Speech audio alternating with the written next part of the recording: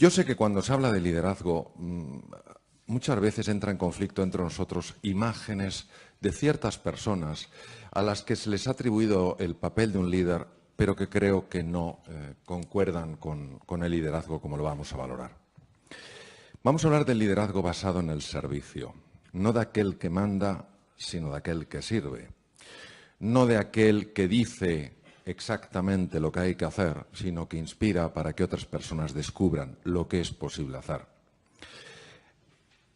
Hablamos de un líder que ha librado la batalla más difícil que se puede librar, que es con uno mismo, con su propio ego, con su propia obsesión por el control, por dominar. Recordemos que Nietzsche, este filósofo que ha tenido tantísimo impacto, decía que el ser humano, el hombre, es voluntad de poder. No decía que tiene, sino que es. Independientemente de la visión que este filósofo tuviera, no cabe duda que esta ansia de poder, esta ansia de dominar, de manipular, está presente en algunos de los rincones más oscuros del ser humano. Por otra parte, a veces se confunde el líder con la posición, y no es la posición la que hace el líder, es el líder el que hace la posición. Esta obsesión por el estatus, por el reconocimiento, por la valoración, por ser el que más sabe, el que tiene la última palabra, mata la cooperación, destruye la armonía y lo último que hace es favorecer que las personas afloren su mejor versión. Y finalmente está esta imagen del líder popular. Vamos a ver. Don Alfonso habla mucho y para mí con enorme acierto de los valores. A veces dar la cara por los valores no es popular. Un líder que quiera ganar un concurso de popularidad nunca defenderá los valores, por tanto no es un líder. Había un chico adolescente que estaba ingresado, estaba muy grave, muy enfermo. Tenía una sepsis o septicemia, es una infección de la sangre por bacterias, virus. ¿Cuál es el problema de la sepsis? Que una vez una bacteria o un virus ha localizado los vasos sanguíneos, ten en cuenta que tenemos más de 40.000 kilómetros de vasos sanguíneos, es más que el perímetro de la Tierra, es espectacular. Una vez que las bacterias han encontrado esa avenida de tantos carriles, van a todos los órganos y empiezan a hacer de las suyas. Le habían afectado ya el sistema respiratorio, por eso estaba intubado, necesitaba asistencia con un ventilador, necesitaba soporte cardíaco, le estaba afectando al corazón, había bajado el gasto cardíaco y ya le estaba empezando a fallar el riñón. Cuando 3 órganos fallan, la posibilidad de que ese enfermo fallezca sube exponencialmente. ¿Qué estaba causando este problema? ¿Cuál era el origen de la sepsis?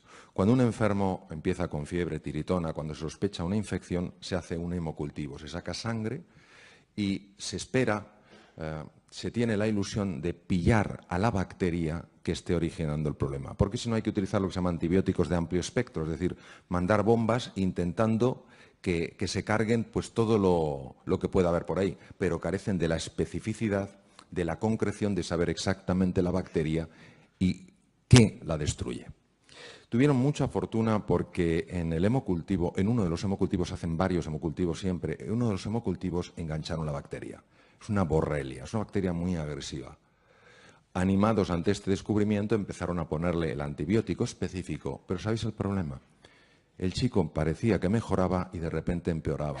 Mejoraba y empeoraba. ¿Sabéis por qué? Porque no habían encontrado el foco infeccioso que seguía mandando bacterias a la sangre.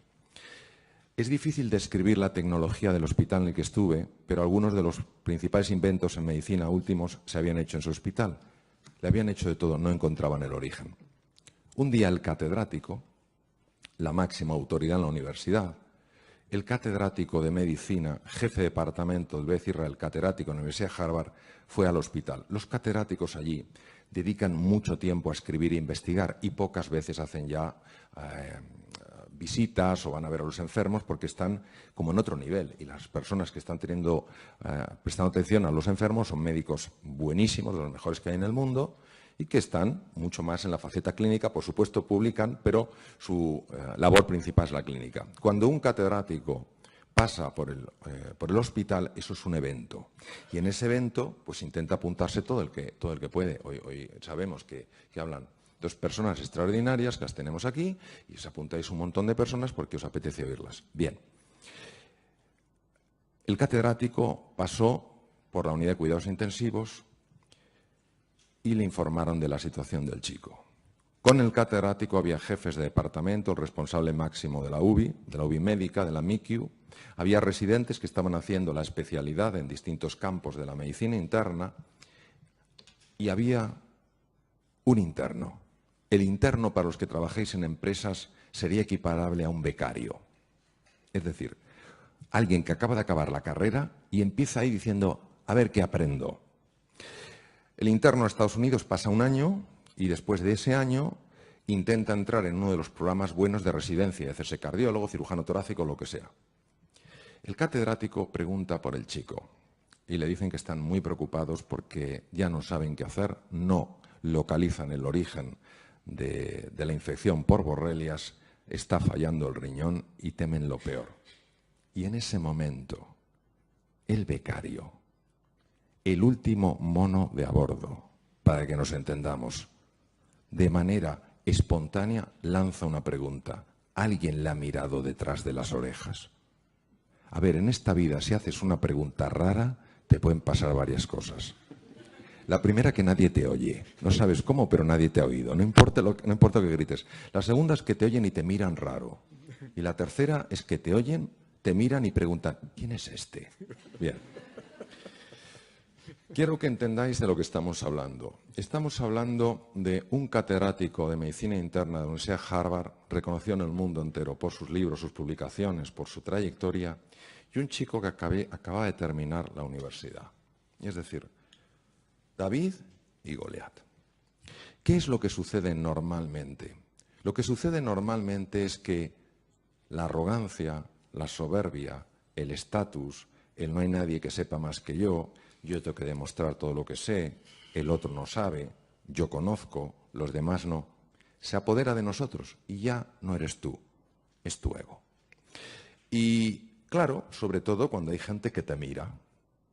Gente que te mira como si fueras el oráculo de Delfos, la comunicación directa con los dioses. Pero quiero deciros lo que pasó. Este catedrático en la Universidad de Harvard era un verdadero líder. ¿Por qué? Porque era una gran persona. Era un hombre humilde. Recordemos que la palabra humildad viene del latín humus, lo que fertiliza la tierra. Para mí no hay virtud más elevada que la humildad, porque la humildad permite ver, como diría con tanto acierto don Alfonso, con esa mirada profunda, más anchura, más alcance, más hondura. Primero por eso, por humildad. Segundo, por curiosidad. Es sorprendente a veces nuestro refranero. La curiosidad mató al gato. ¿Qué habría sido del ser humano sin curiosidad? Si cuando vio el fuego, probablemente porque un rayo chocó o golpeó unos leños, si no se hubiera quemado, si no se hubiera acercado, ¿qué sería del ser humano? Este hombre tenía curiosidad. Y para este hombre era más importante conocer y aprender que quedar bien. Este hombre sabía lo que era importante en la vida. Para él solo había algo importante, un adolescente que se estaba muriendo. Lo más importante no era su estatus, lo más importante no era controlar quién es, por qué habla, no tiene derecho, no le he preguntado. Y entonces, ante la pregunta, se quedó sorprendido y la transmitió al equipo. ¿Alguien le ha mirado detrás de las orejas? Imaginaros la cara de la gente. Pues no. Dijo, pues mirarle. Detrás de la oreja izquierda apareció una garrapata. Estaba matando a este chico. Las garrapatas en Estados Unidos transmiten en algunos sitios enfermedades sumamente graves. Pues hay que tener mucho cuidado. Cuando vas a unos bosques en Estados Unidos pone warning ticks, cuidado garrapatas, porque una garrapata, aquí donde la veis, puede vivir hasta 40 años. Tiene entre las patas delanteras un órgano que se llama órgano de Heller, y con el órgano de Heller ella detecta el olor de ácido butírico de un mamífero o el calor y salta. Y entonces inyecta un anestésico para que no la aplasten, perfora, mete la cabeza y las patas delanteras. Por eso, aunque alguien le limpien, le laven en un hospital con esponja, no se te va la garrapata. El catedrático fue, además, capaz de reconocer porque si el catedrático no hubiera querido, este caso jamás se habría publicado. Entonces, sencillamente lo que os quiero transmitir es lo siguiente. El liderazgo no es una posición, es una forma de ser y de estar en la vida. El liderazgo es inspirar a otras personas para que crean en sí mismos, en sí mismas y desplieguen su potencial. Decía el gran filósofo Emerson que la mayor desgracia de un ser humano es no encontrarse a alguien que le ayude a lograr lo que es capaz de lograr. Un líder mueve desde su ejemplo, no desde su palabra. El liderazgo es siempre visual. El liderazgo inspira porque mueve algo en tu interior. El liderazgo está basado en valores. ¿Por qué? Porque cuando todo es niebla, cuando hay confusión, cuando no se ve nada, el líder, la líder, tienen claro hacia dónde tienen que ir. Yo realmente tengo más ilusión de escuchar vuestras preguntas que de seguir a lo mejor comentando cosas. Lo que sí que me gustaría es marcar esa diferencia. Un jefe puede pedir, puede exigir que le rindan cuentas, lo que en inglés llamaríamos el accountability. Rindes cuentas, y si no rindes cuentas, no haces tu trabajo, ya veremos lo que hago contigo. Pero un líder hace algo mucho más potente. No solo las personas rinden cuentas de lo que se espera de ellos, las personas dan en base a lo que se espera de ellos. Si tú esperas mucho de ellos, si crees de verdad en ellos y en su potencial, si tienes una fe profunda en el ser humano, en su grandeza, independientemente de las torpezas que todos hacemos, yo el primero, inevitablemente tú estás transmitiendo a través de tu simple mirada hasta qué punto estás convencido de la grandeza de esas personas. Hay una zona de confort que es la más dura en el ser humano, que es cómo te has definido a ti mismo que eres. Cómo te has definido quién eres. Los procesos mentales que te hacen pensar que tú no puedes ir más allá, que hay ciertos obstáculos que son demasiado grandes para ti, o que tú eres demasiado pequeño para ellos. Y es mi experiencia personal que esto no es así. Obviamente no implica que hagamos cosas absurdas. Simplemente implica que lo que nos parece imposible puede pasar, como decías tú, Juan, a improbable y después a posible. La experiencia que tengo en los viajes interiores, que es el campo que más me puede apasionar, es la siguiente. Cuando tú viajas al interior, descubres dos cosas. Lo primero que descubres es que te vienes contando una milonga desde que eras pequeño. Y esa milonga, el problema es que te la has creído. Lo que tú crees, lo creas. Porque lo vives como una certeza incuestionable. Pues todos nosotros arrastramos lo que se llaman narrativas, es apasionante cómo se generan en los lóbulos prefrontales del cerebro. Generamos narrativas y la mayor parte de esas narrativas que las vivimos como realidades incuestionables son profundamente limitantes. Y nos hacen decir a veces, yo soy así. Yo no puedo. A mí no me importa no poder tirar una pared de aquí, pero sí me importa poder hacer frente a ciertos desafíos de mi vida. ¿Por qué tengo que sentirme bloqueado, incapaz, incompetente, inseguro, cuando dentro de mí tengo recursos para hacerle frente? ¿Por qué? Porque hago caso a esa narrativa. Pero no solo está la narrativa que nos contamos, lo más importante es lo que esa narrativa tapa. Hay una historia muy sencilla, probablemente muy antigua, de un rey hindú que iba en su carroza por un camino y se encontró con un mendigo que estaba durmiendo. Entonces el rey le dijo al cochero que parara, se bajó e introdujo en el bolsillo de aquel mendigo una esmeralda de extraordinario valor, pensando que el momento en el que se despertara, este hombre descubriría que acababa de pasar de la pobreza más absoluta a una riqueza incuestionable. El tiempo pasó y por casualidad el rey volvió a pasar con su carroza por el mismo camino y vio al mismo mendigo con más edad, más mayor, más avejentado, pero igual de pobre. Entonces el rey paró, le dijo al cochero que parara, se bajó de la carroza y empezó a decirle al mendigo: pero bueno, ¿qué haces aquí? El pobre hombre: pero yo, ¿qué haces aquí? ¿Cómo estás en la carretera? ¿Pero cómo estás con estas ropas? Dice: ¿pero qué le voy a hacer? Soy un hombre pobre. Dice: ¿y la esmeralda? Dice: ¿qué esmeralda? La que puse en tu bolsillo. Y entonces el hombre metió la mano en el bolsillo y sacó una esmeralda. Dijo: jamás se me ocurrió buscar aquí. Esto nos pasa exactamente a nosotros. Nos ponemos nuestras ropas de mendigo y decimos: no puedo, estoy destinado, la vida me ha condenado tal cual, y no se nos ocurre buscar en el interior y encontrar esa esmeralda. Si yo pensara que es una tontería, si yo pensara que es un cuento infantil o un adorno para alegraros la tarde,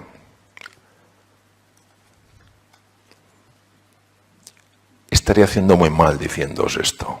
Pero como sé que es así, como sabéis que es así, porque todos tenemos experiencias de ello, ¿por qué no vamos a decir que esto existe?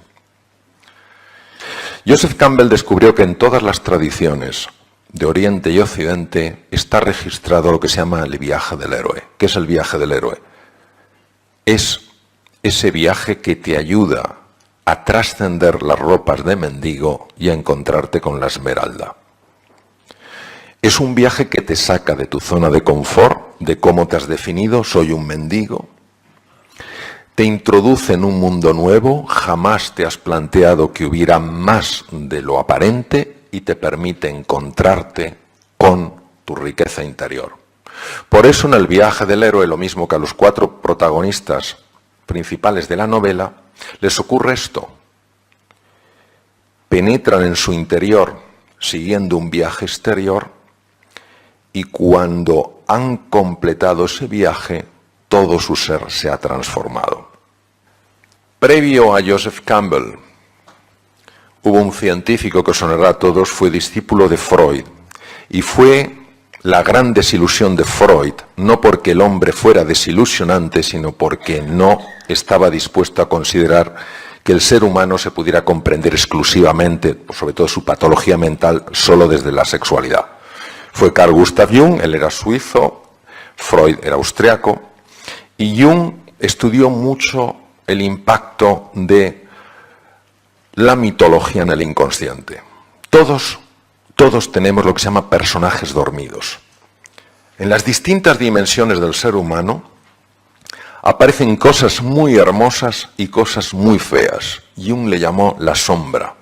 Y es muy difícil verlos, es muy difícil reconocerlos. Y aunque hay personas que te dicen: oye, ¿no te has dado cuenta de esto? Y dices: ¿pero qué va? Eso no es así. Sí, lo está viendo todo el mundo, menos tú. Pues la gente está equivocada. El ser humano, al menos en mi experiencia, solo tiene un oponente. Nunca es otro ser humano. Es su propio ego. El ego es ceguera. El ego ha causado más muertes y más violencia que todas las guerras juntas. De hecho, todas las guerras surgen en su esencia del ego. Yo tengo razón, tú estás equivocado y no te pienso escuchar. Si tenemos en cuenta los estudios de la Universidad de Harvard, que es la pionera en el mundo en este campo, lleva más de 40 años estudiándolo, entre el 60 y el 80% de las enfermedades que padecemos en el mundo occidental, desde patologías cardiovasculares, diabetes, problemas óseos, problemas tendinosos, cáncer, 1000 cosas, tienen una relación directa con el mundo emocional. Directa con el mundo emocional. Hay un concepto que a muchos de vosotros no os sonará porque no sois del campo de la medicina, se llama la homeostasis. El gran padre de la homeostasis fue Walter Bradford Cannon. Cannon, norteamericano, fisiólogo, catedrático en la Universidad de Harvard, estudió mucho esos mecanismos que permiten que los 60 trillones de células de nuestro cuerpo estén funcionando bien. Ellos se encargan de que las células no envejezcan más de lo que tienen que envejecer. Ellos se encargan de que los niveles de azúcar sean los adecuados, de que las células mantengan una comunicación armónica entre ellas. Es decir, todo lo que sea la protección del organismo, todo lo que sea la vitalidad y la regeneración de los tejidos, cabe dentro del paraguas de la homeostasis. Por ejemplo, yo tengo un primo, yo soy cirujano general del aparato digestivo, pasé 26 años ejerciendo cirugía, y yo tengo un primo muy guasón que me decía: tú eres un fontanero de cañerías blandas. Y francamente me dolía. Pero muchas veces miramos el tubo digestivo y dices, curioso, me tomo una patata y sale otra cosa. Y entre medias lo bueno se ha quedado dentro. ¿Qué os parecería si os dijera que uno de los factores más importantes para la regeneración del tejido cerebral, uno de los factores más importantes para tener una buena memoria, para aprender deprisa, se llama BDNF? BDNF pertenece a una categoría de neurotransmisores llamadas neurotrofinas, descubiertas por Rita Levi Montalcini, que ganó el Premio Nobel de Medicina y Fisiología italiana y murió con 102 años. ¿Qué os parecería si os dijera que una de las fuentes más importantes de BDNF es el tubo digestivo?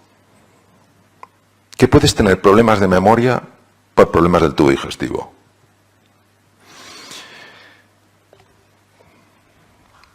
¿Qué os parecería si os dijera que la hormona más importante para mantenerse tranquilo, sereno, feliz en la vida es la serotonina? Por eso el famoso Prozac, inhibidor de la recaptación de serotonina. ¿Qué os parecería si os dijera que el 90% de la serotonina la fabrica el tubo digestivo? ¿Todos sabéis lo que es la médula espinal? Tiene 100 millones de neuronas. ¿Sabéis cuántas neuronas tiene el tubo digestivo? 500 millones. 5 veces más. Pues bien, cuando una persona se siente tensa, se siente asustada, se siente preocupada y vive así, el sistema de alarma del cuerpo genera daño en distintos lugares y uno de ellos es el tubo digestivo. Con lo cual baja el BDNF, baja la serotonina y baja el sistema inmune, porque el 80% de la función inmune, que nos protege frente a bacterias, virus y tumores, la controla el tubo digestivo. Es decir, esa homeostasis de la que nos habla con tanto acierto y belleza Walter Bradford Cannon, es alterada cuando vivimos asustados, cuando vivimos desesperanzados, cuando nos sentimos incompetentes. Qué fascinante los últimos descubrimientos que demuestran que cuando nos sentimos queridos, valorados, acogidos, se produce una activación de lo que se llama el sistema vagal y el tubo digestivo mejora. Es decir, el ser humano, como dice uno de mis grandes maestros, el profesor Alfonso López Quintás, uno de los grandes de la filosofía y un ser humano ejemplar, el ser humano es un ser de encuentro. Y cuando tú te sientes acogido, valorado, querido, reconocido, los 60 trillones de células del organismo lo notan y mejoran. Es más, incluso aumenta la longitud del telómero, que es una cosa que está en los extremos de los cromosomas, que se puede medir y que tiene una relación con el tiempo de vida.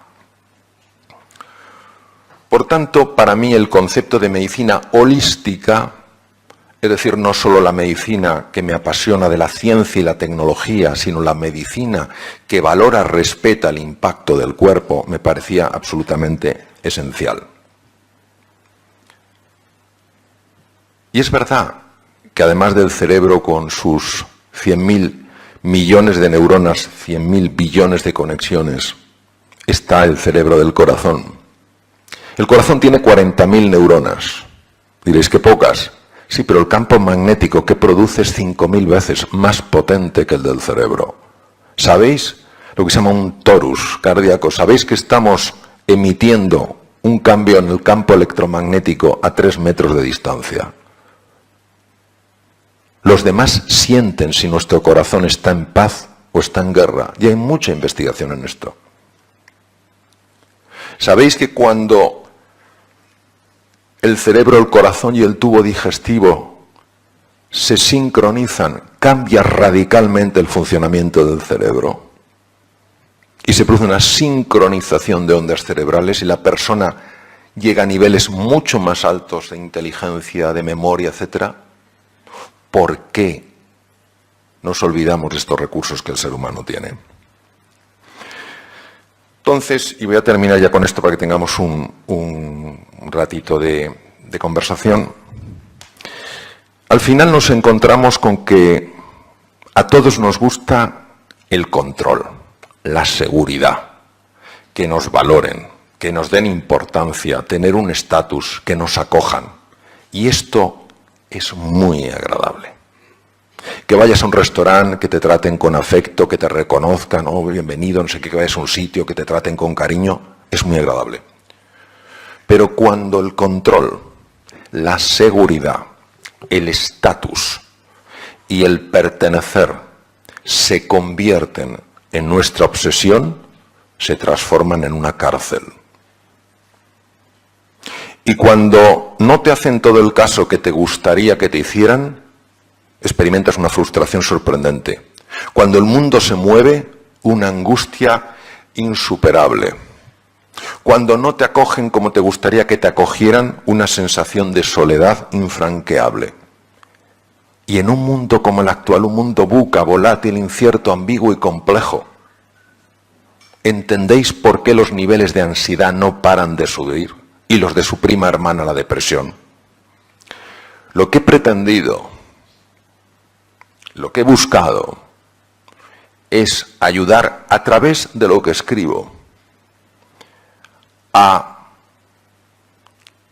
que nos demos cuenta de que es normal que nos guste la seguridad, que es normal que nos guste el estatus, el reconocimiento, la valoración, que es normal que nos guste que nos acojan, pero que no nos podemos quedar ahí. Que el verdadero crecimiento, la verdadera magia, la verdadera evolución de un ser humano es cuando abraza la aventura, cuando ve en la incertidumbre no un peligro sino una oportunidad, cuando se ocupa, no solo se preocupa, sino que se ocupa en crecer por dentro, y cuando en su vida es una prioridad añadir valor a la vida de los demás. Esa contribución, ese levantarte por las mañanas y en lugar de decir, a ver quién me ayuda hoy en la vida, te plantees a ver a cuántas personas ayudo yo hoy. Eso es lo que he querido transmitir. Muchas gracias.